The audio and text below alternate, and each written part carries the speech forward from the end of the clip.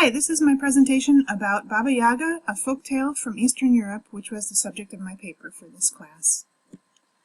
I'll talk a little bit about fairy tales and how they change over time. I'm following the path of the Baba Yaga story from its origins to where it is today. I'm talking about a little bit about all of those times. The way we think about fairy tales these days is mostly to picture what we know from movies and books that we've read as children. We think of them as entertainment mostly. At most, they might teach some lessons to children about how to be good or evil, or how to recognize good and evil, how to know good from bad and right from wrong. But Vladimir Prop is a Russian folklorist and scholar who wrote a lot about Russian folklore and studied the origins of folk tales, and he believed that every fairy tale or motif has a myth at its origin. In the West, most of us aren't familiar with the classic tale of Baba Yaga, but in Eastern Europe, the story is pervasive and cherished within the culture. Baba Yaga is a well-known character throughout the regions, and there have been hundreds of tales on record featuring this character. There are several scholars who have collected a lot of these tales in the field. She's a character that's referenced in modern novels, poetry, and film. She's a big part of Russian culture today. The history of Baba Yaga actually can be traced back to prehistoric times and the time before written language. There are many different stories that the character of Baba Yaga appears in. She generally is portrayed as an old crone who lives in a hut hidden in the woods. She is ugly, not particularly friendly, and capable of enchanting or cursing those that cross her path.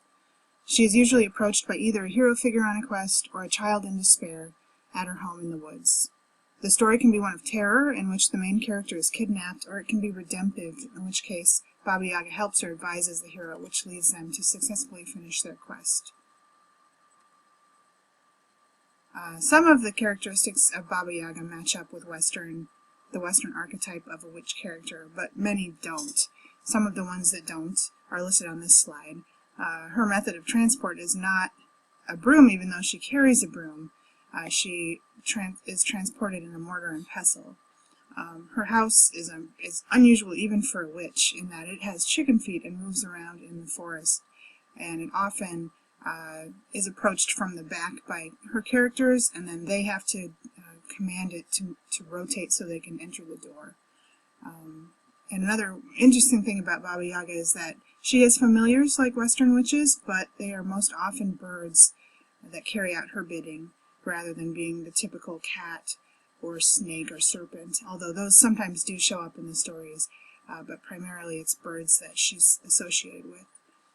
And unlike most Western witches, she is often portrayed as only having one leg, and that leg is often either a bone or a prosthetic of some sort. It's not necessarily a human leg. And she's also portrayed as having one big sharpened iron tooth to eat children with, or to do the evil that she sometimes does.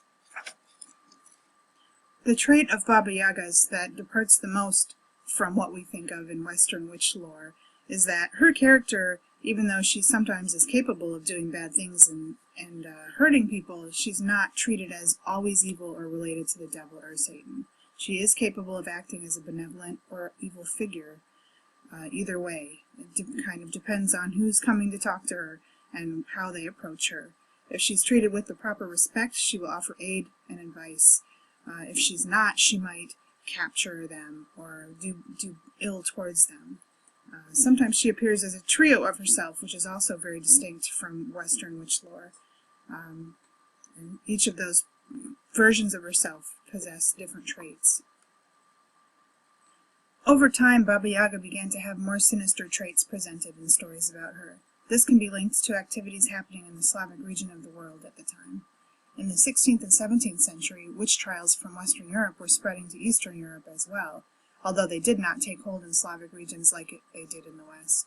Part of that is because the church didn't have as much of a presence in the rural areas of Russia. There just weren't enough figures of authority to really make those rulings stick, or to really properly handle that kind of extermination that happened in Western Europe. Another reason is that there was still quite a place for the wise woman in Slavic culture. The base of the Baba Yaga stories come from much further back in time. Some scholars link the origins to the Paleolithic bird goddess who was revered through Eastern Europe in very early times. Others believe that the cult of the mother goddess, who was worshipped from as early as the second millennia and is still respected today by some Russians, had some influence as well. There also is evidence that there were influences from the Minoan and Greek cultures that were brought by nomads and travelers, as you can find some elements of Greek gods and goddesses in the Baba Yaga tales and in Baba Yaga herself. Agrarian communities in Slavic regions were known to pray to forest and nature spirits, and Baba Yaga is thought to be linked to those as well. Baba Yaga's bird-legged home resembles the common rural dwellings called izbas found throughout the region that look very much like they're up on chicken legs. They were on stilts in the woods. There do seem to be some references to the stories of gods and goddesses, as I mentioned in the last slide. And they seem to have come from Greece to be part of the Baba Yaga character. To name just a few possible links that I found, one is a link to the goddess Hecate, the guardian of liminal regions, boundaries between the living and the dead. Some scholars, and in some tales, it seems clear that Baba Yaga has a link to the land of the dead, and some suggest that that's why her house spins, so that it is generally facing either the land of the dead or the land of the living, and that she has control over those regions and perhaps the ghosts and spirits. Another idea is that the pre-Christian era Slavic deity of death is related to Baba Yaga. This deity was known to have one leg, often a serpent leg. It was half serpent, half human, and perhaps Baba Yaga's single leg or single prosthetic leg makes reference to that. Another kind of hard to spot link is some characters sometimes noted in Greek mythology and related to Hecate, which are called empusai.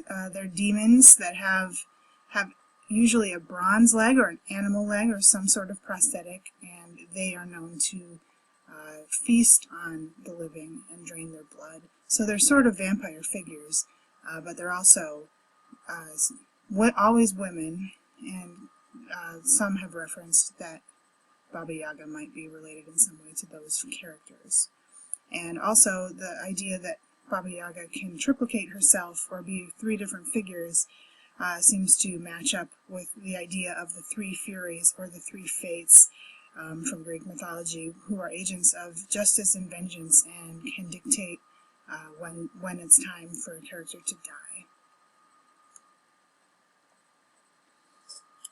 I found so much to love about the Baba Yaga story. I've actually loved this story for a long time, and I think it was really interesting to delve into it and see the origins of this tale and how much of it we can see even in Western culture. If you look at some Western tales, you can find evidence that the Baba Yaga story may have had an impact on the way these stories unfold. The story of Hansel and Gretel, in which the two children find the witch in the woods and then have to escape her, that is very, very similar to a very common Baba Yaga story that's on record.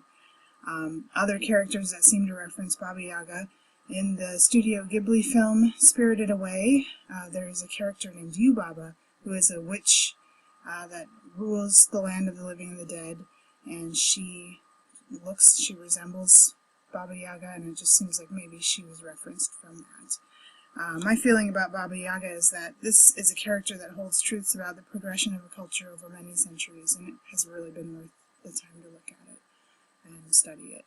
And I'm still fascinated, and I can't wait to read more. Thank you for watching my presentation. I hope you found it interesting, and that is all. Thanks.